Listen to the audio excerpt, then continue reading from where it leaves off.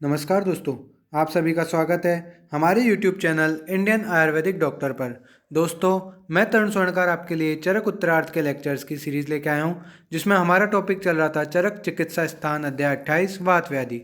तो अपन ने क्या क्या टॉपिक कवर कर लिए थे? तो वात के भेद, ठीक है, वात के विभिन्न भेदों के स्थान व कर्म, वात व्याधि के सामान्य निदान, पूर्व रूप, सामान्य लक्षण और सामान्य चिकित्सा अपन ने कवर कर ली थी।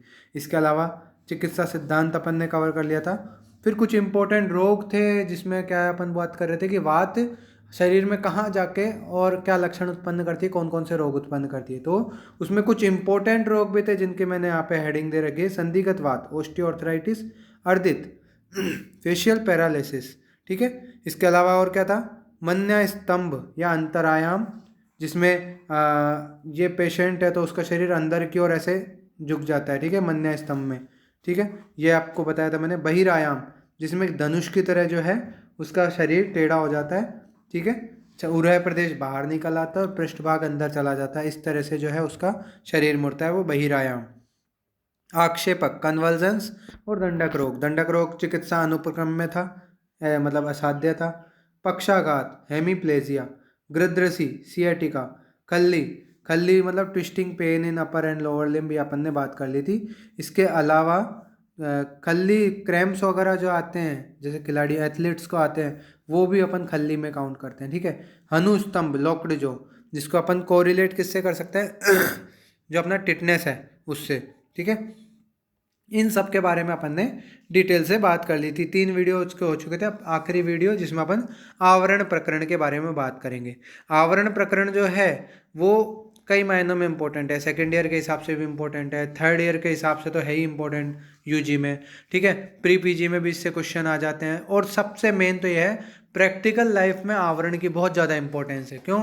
क्योंकि आपको क्या है, आवरण जब अपन टॉपिक पढ़ेंगे तब समझ में आएगा कि प्रैक्टिकल लाइफ में आवरण की इम्पोर्टेंस क्यों है, इतना ज़्यादा क्यों ज़रूरी है आपको किसी भी पेशेंट को ट्रीट करने के लिए आवरण की नॉलेज होना, ठीक है। तो उसके बारे में आप अपन पढ़ने जा रहे हैं।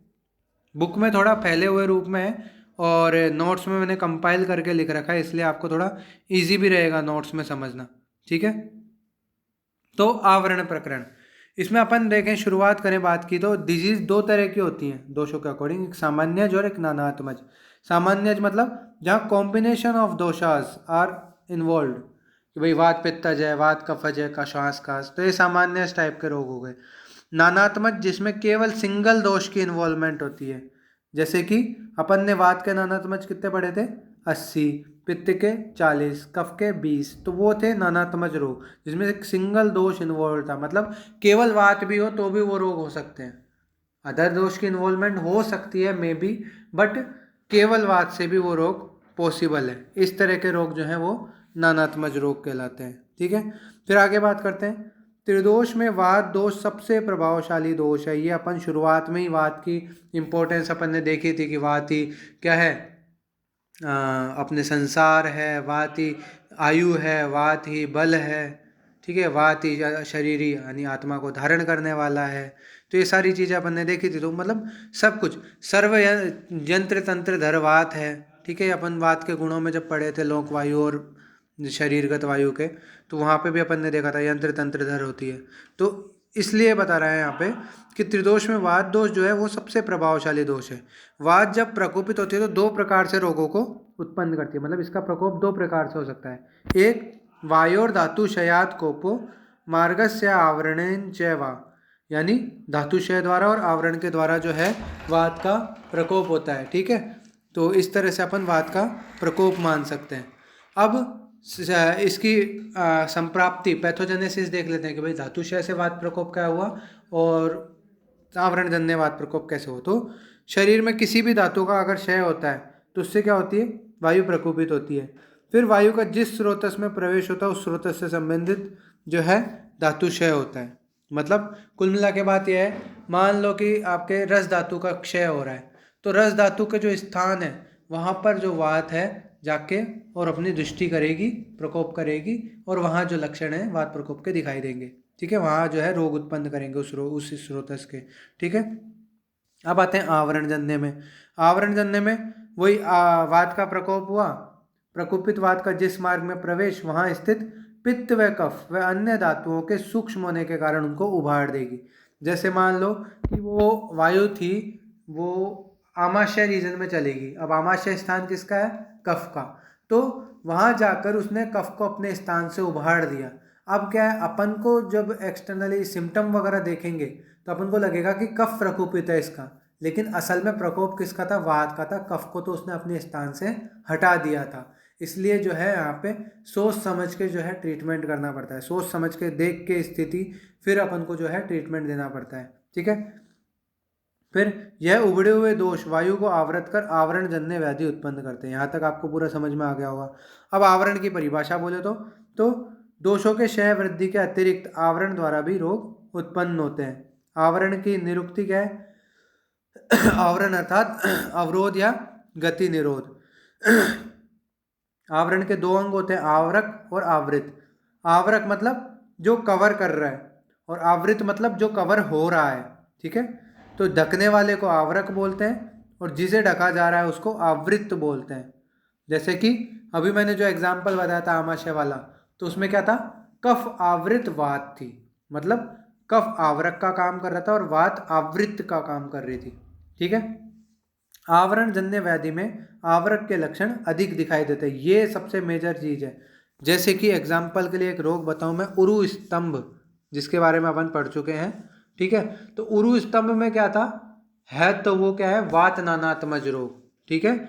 लेकिन उसके लक्षण कैसे दिख रहे थे? कफज के अकॉर्डिंग लक्षण उसमें ज़्यादातर दिख रहे थे। स्तब्धता थी, गौरवता थी। ठीक है। ये सब लक्षण जो है उसमें दिख रहे थे। तो उससे अपन अंदाज़ा लगा रहे थे भाई ये कफज टाइप का होगा, तो कफ की चिकित्सा कर रहे थे इसने वो। ठीक है। तो लेकिन यहाँ पे केवल कफ की चिकित्सा नहीं होगी, वात की भी साथ साथ अपन को करनी पड़ेगी। क्यों? क्योंकि है तो मेनली वो वात का रोग। ठीक है। तो इसीलिए यहाँ पे। ठीक है। तो ये चीज़ आपको याद रखनी है। फिर आवरण की परिभाषा, वात गेट्स एनवलप्ड और encircled and obstructed with other doshas and dushyas. कि क्या है? आवरण वह है जिसमें वात दोष किसी अन्य दोष के द्वारा कवर या अवरोधित होता है, उसे आवरण कहते हैं। ठीक है। आवरक क्या होता है? द दोष और दुष्य, दोज आर कॉजिंग आवरण। आवृत क्या होता है? ऑब्स्ट्रक्टेड वात। ये आपको याद रखना है। अब आवरण के भेद अलग अलग आचार्यों ने अलग अलग बताए। जैसे कि चरक ने बताया 42, सुश्रुत ने आवरण के 13 भेद बताए, माधवकर ने 10 और वाग्भट अनुसार 22, 42 और इनफाइनाइट करके जो है भेद मिलते हैं। ठीक है। ये आपको प्री पीजी के अकॉर्डिंग इंपॉर्टेंट है। अब जो चरक ने 42 बताया वो किस तरह से बताया? दोषावृतवात 13, धातु अन्न मलावृतवात 9, अन्योन्य आवरण 20। अन्योन्य मतलब वात का अपने अदर भेदों से। वात के 5 भेद होते हैं तो उनके आपस में 20 आवरण बनते हैं। ठीक है। वात के दोषों, अन्य दोषों के साथ, पित्त और कफ आदि के साथ जो है 13 बनते हैं आवरण। और धातु अन्न और मलावृत, धातु कितनी? 7, फिर उसके अलावा अन्न और मलावृत टोटल ये 9। इस प्रकार से 42 आवरण होते हैं। अब 13 दोषावृतवाद देख लेते हैं। तो पित्तावृतवाद, कफावृतवाद, पित्तावृत प्राणवाद, कफावृत प्राणवाद, पित्तावृत उदानवाद, कफावृत उदानवाद, पित्तावृत समानवाद, कफावृत समानवाद, पित्तावृत व्यानवाद, कफावृत व्यानवाद, पित्तावृत अपानवाद और कफावृत अपानवाद। तो पहले वात कॉमन ले ली, फिर वात के एक एक भेद करके 5 भेद ले लिए। ठीक है। फिर उसके बाद लास्ट में कफ पित्तावृत वात। इस तरह से टोटल मिश्रावण, टोटल 13 जो है अपन ने दोषावृत वात देख लिए। ठीक है। तो ये 13 भेद ये हो गए आवरण के। फिर 9 तो 9 कौन कौन से हो गए यहाँ पे? धातु और अन्न और मलावृतवात में त्वक जो है ना, रक्त जो है, मतलब त्वक नहीं, रक्त जो, सॉरी माफ करना, रस जो है उसका कोई आवरण नहीं बनता, तो रस को कैंसिल कर दो, बाकी सभी धातु आ जाती है। रक्त, मांस, मेद, अस्थि, मज्जा, शुक्र। तो इन 6 की तो धातुगत आवरण हो गए। फिर अन्नावृतवात एक हो गया। मल में पुरुष और मूत्र 2 होते हैं, तो पुरुषावृत और मूत्रावृतवात। इस तरह से टोटल 9 धातु अन्न मलावृतवात के अपने क्या हो गए? आवरण हो गए। अब 20 जो है अन्योन्य आवरण। तो प्राणवायु के 4 आवरण अन्य 4 के साथ, उदान, समान, व्यान, अपान। फिर उदान वायु के 4 हो गए, प्राण, समान, व्यान, अपान। फिर समान वायु के 4 हो गए, ठीक है, प्राण, उदान, व्यान, अपान। फिर व्यान वायु के 4 हो गए, ठीक है, प्राण, उदान, समान और अपान। फिर अपान वायु के 4 हो गए, प्राण, उदान, समान, व्यान। इस प्रकार से टोटल 20 जो है अन्योन्य आवरण हो गए। ये सारा आपको क्लियर है। 42 आवरणों के नाम पूछे जाते हैं कई बार आवरण का एक्सप्लेनेशन 10 नंबर में पूछ लिया जाता है यूजी में, तो आप उस हिसाब से तैयारी कर सकते हैं, ठीक है। इजी था, आपको 42 आवरण याद करने का तरीका बहुत इजी है। आपको 13, 9 और 20 ये याद रखना है डिवाइडेशन। फिर 13 कौन से, जो दोषों के साथ है। दोषों के साथ कैसे, पहले सामान्य वात पित्त कफ का ले लो, कफाव्रत वात और पित्ताव्रत वात और कफ पित्ताव्रत वात, ये तीनों ले लिए।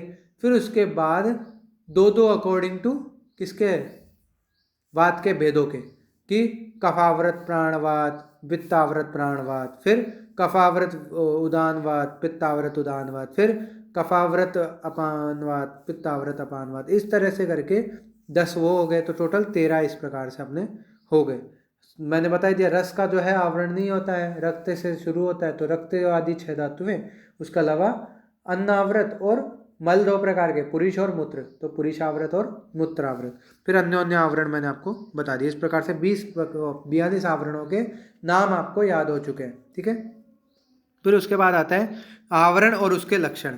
जैसे दोषावरण वाले की बात करें, सबसे पहले पित्ताव्रतवात, तो दाह, तृष्णा, शूल, शीत कामिता, ये सारे पित्तश टाइप के लक्षण दिखाई दे रहे हैं, लेकिन है यहाँ पे क्या है, वात का प्रकोप।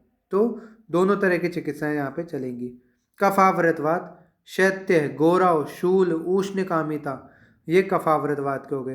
पित्ताव्रत प्राणवायु, प्राणवायु है तो मतलब ऊपर के जो लक्षण है इसमें ज़्यादातर वो दिखाएंगे, मूर्छा, दाह, ब्रह्म, शूल, शीत कामिता, छर्दी, जो ऊर्ध्व शत्रुगत थे ज़्यादातर वो दिखाई दिए इसमें। कफाव्रत प्राणवात, तो स्टीवन, शौतु, उद्गार, श्वासोच्छ्वास वाग संग्रह, ठीक है, श्वासोच्छ्वास संग्रह, ये सारे जो हैं इसमें कफाव्रत प्राणवायु में लक्षण दिखाई दे रहे हैं। पित्ताव्रत उदान वायु, तो मूर्छा, दाह, ब्रह्म, क्लम, साध, ओजो, भ्रंश, ये भी क्या है, उरु प्रदेश से रिलेटेड और कंठ प्रदेश से रिलेटेड है, तो वैसे ही लक्षण यहाँ पे दिखाई दे रहे हैं। कफाव्रत उदानवात, विवर्णता, वाक स्वर ग्रह, कंठ से रिलेटेड है तो वाक स्वर ग्रह, दौर्बल्य, गुरुता, अरुचि, ठीक है। पित्ताव्रत समानव्यात में क्या लक्षण होंगे, अतिस्वेद, तृष्णा, दाह, मूर्छा, अरुचि। और कफाव्रत समानवात में अस्वेद, अग्निमांद्य, समान वायु किसका करता है, अग्नि को बढ़ाने का काम करता है, अग्निमांद्य, लोमहर्ष, अतिशीतता, ये लक्षण यहाँ पे दिखाई देंगे। पित्ताव्रत व्यानवात, तो उसमें सर्वांग दाह, क्लम, गात्र विक्षेप संग, संताप, ये लक्षण दिखाई देंगे। कफाव्रत व्यानवात में सर्व गात्र गौरव, सर्व संध्य अस्थि रुजा, गति संग, ये सारे लक्षण यहाँ पे दिखाई देंगे। फिर पित्ताव्रत अपानवात, अपानवात है तो हरिद्र मूत्र वर्च के, हरिद्र वर्ण का, पीले से वर्ण का जो है मूत्र या वर्च यानी मल निकलेगा। ताप, गुद, मेड्रियो, कि गुद और मेड्र का जो है ताप बढ़ जाएगा, पित्त है तो ताप से रिलेटेड होगा, और लोअर पार्ट में मतलब वात का इन्वॉल्वमेंट है। अति रजस्राव, ये पित्ताव्रत अपानवात के लक्षण हो गए। कफाव्रत अपानवात, भिन्न आम श्लेष में संश्लिष्ट गुरुवर्च, यहाँ पर ये मैंने यू क्यों ये लिखा है, प्री पीजी में ये यू क्यों उठा के पूछ लेता है किसका लक्षण है, तो ये कफाव्रत अपानवात का है। पतले, आम, कफ मिश्रित, गुरुमल की प्रवृत्ति होना, ठीक है, और कफज प्रमेय भी कई बार इसमें हो जाता है। फिर कफ पित्ताव्रतवात, तो पित्त कफ मिश्रित आवरण के लक्षण, मतलब जो अपन ने पित्त और कफ के जो लक्षण पढ़े हैं ना वात वाले, उनके मिश्रित लक्षण जो है यहाँ पे दिखाई देते हैं। तो 13 प्रकार के ये हो गए। अब धातु आवरण, रक्ताव्रत के, तो रक्ताव्रत में क्या है, त्वक, मांसांतर, अति दाह व पीड़ा, सह, राग, शोथ और मंडल, मतलब स्किन से रिलेटेड जो है लक्षण यहाँ पे दिखाई देंगे। मांसाव्रत, कठिन विवर्ण पीड़िकाएं, पीड़िकाएं होना, शोथ, हर्ष, पिप्पलिका नाम संचारम इव, ये एक इम्पोर्टेंट है प्री पीजी के हिसाब से, शरीर पे चीटियाँ चलने समान प्रतीति होना। फिर मेधाव्रतवात, कृच्छ साध्य होता है, ये याद रखना है आपको एक तो, ठीक है, इसको आड्यवात के रूप में भी कहा गया है चरक संहिता में। चल, स्निग्ध, मृदु, शीत, शोथ, अरुचि, ये इसके लक्षण हो गए, ठीक है। फिर अस्थि आवृतवात, अस्थि आवृतवात में क्या है, उष्ण स्पर्श, पीड़न अभिनंदिति, कि भाई उसको जो है पीड़न अभिनंदिति मतलब हाथ पैर दबाओ ना, उसके संवान करो तो उसको अच्छा महसूस होता है। अंग मंजन, अंग ऐसा लगता है टूटने समान हो रहे हो। सूचि भी तोद, सुई चुभने समान वेदना होती है उसको, तो अस्थि आवृतवात।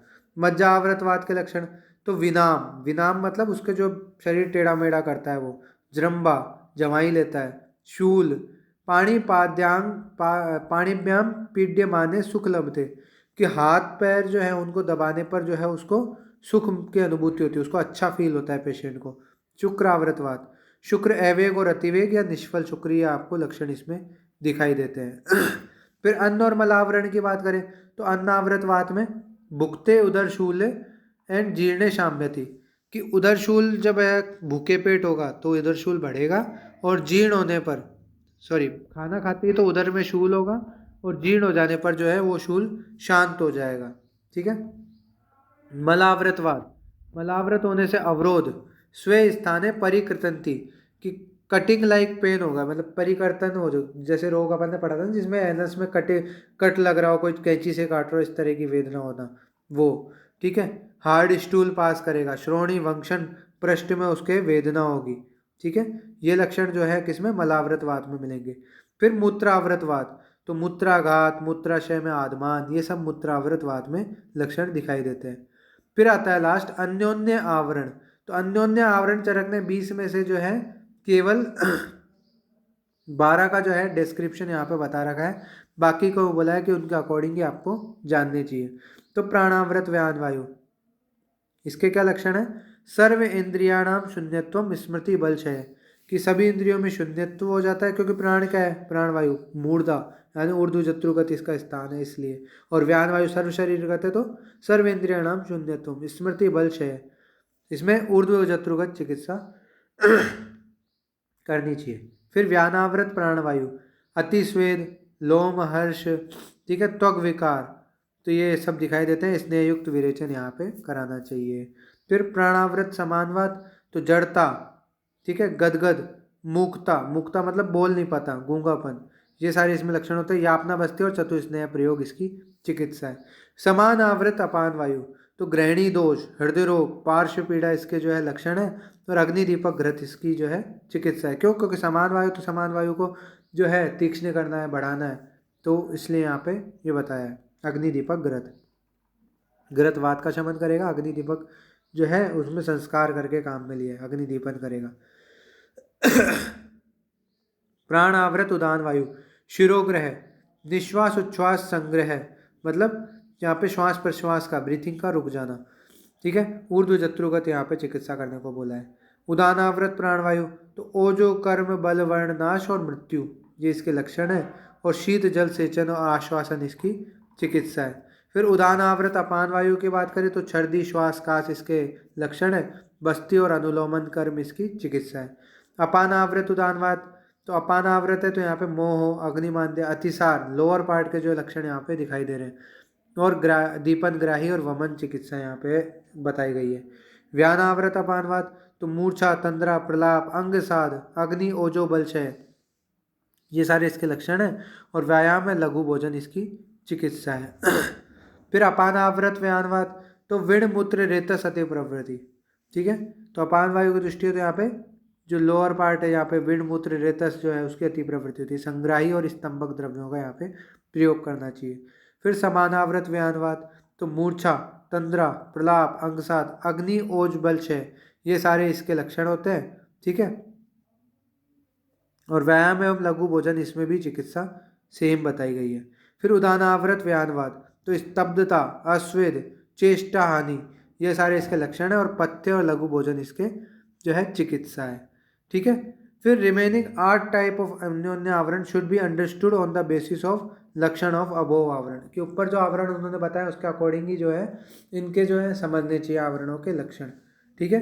अब चिकित्सा की बात करें तो आवरक दोष और dushya should be treated first, then avrita vata should be treated as per general guidelines of treatment of vata व्याधि।